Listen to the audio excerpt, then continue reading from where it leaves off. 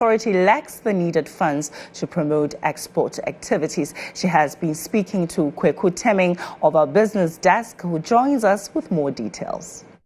All right, so many thanks for passing on the mantle to us. Well, this afternoon, I want to look at the export sector. And His Excellency, the President, has talked about the fact that Ghana will need to move beyond aid. If Ghana will move beyond aid, then we're definitely talking about exporting our major commodities or non-traditional exports to ensure that we rake in enough revenue for the country. This afternoon, I have a woman who the President has placed on the helm of affairs when it comes to exports in the country. Madam Gifty Clinam has joined us live this afternoon to share her thoughts with us on what really has to be done to ensure that non-traditional exports is beefed in the country. Well, Madam, many thanks for joining us on GH1 News as a newsroom. First of all, let me find out from you, there were products that were banned, some vegetables and the like. Since coming to office, what have you ensured or what have you done to ensure that these products get back to the European market? You don't just produce and think that whatever you've produced, somebody must buy. And more so, it is important that those who are into export product development should understand that you are producing something that you yourself will take in and make sure that it is not harmful to you. You are giving it to the consumer, either local or international, making sure that it is not harmful to them as well. Some of the chemicals they apply, and they overuse it. In terms of the weedicide, they don't even use the right weedicide. Sometimes they go in for certain kind of chemicals and it end up affecting everybody. So this time around, what you produce is our concern.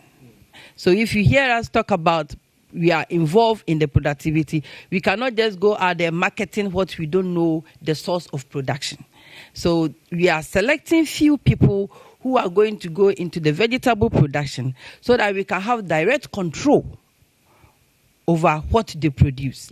They can have outgrowers, and these outgrowers are under their umbrella. And so they monitor the kind of chemicals they apply at the farm gate, and so that they will outsource that vegetables for export. It is not a wholesale for everybody.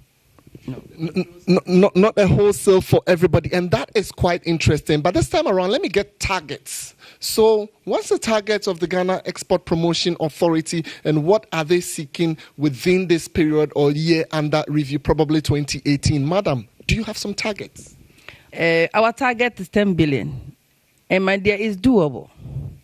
Looking at our non-traditional exports, if you want to target, like I have set 40% of the 10 billion to the cashew industry. So right now, when we launch the 10-year development plan of the cashew industry, one major agenda is to make sure that they give me the 40% of the 10 billion we've done, and the rest will be spread across the rest.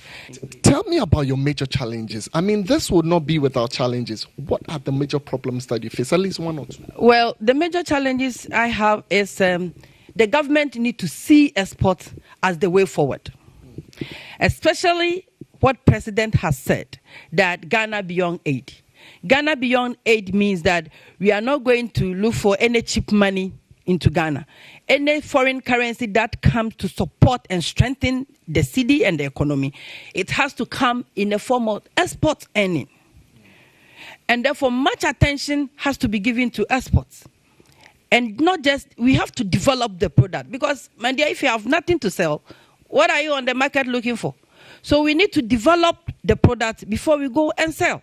All right, so thank you very much for passing the mantle to me. I've been speaking to Madam Gifty Clinam. She is the CEO of the Ghana Export Promotion Authority. I'll give it back to you in the studio while we look at how best Ghana's export sector can be promoted. Back to you in the studio.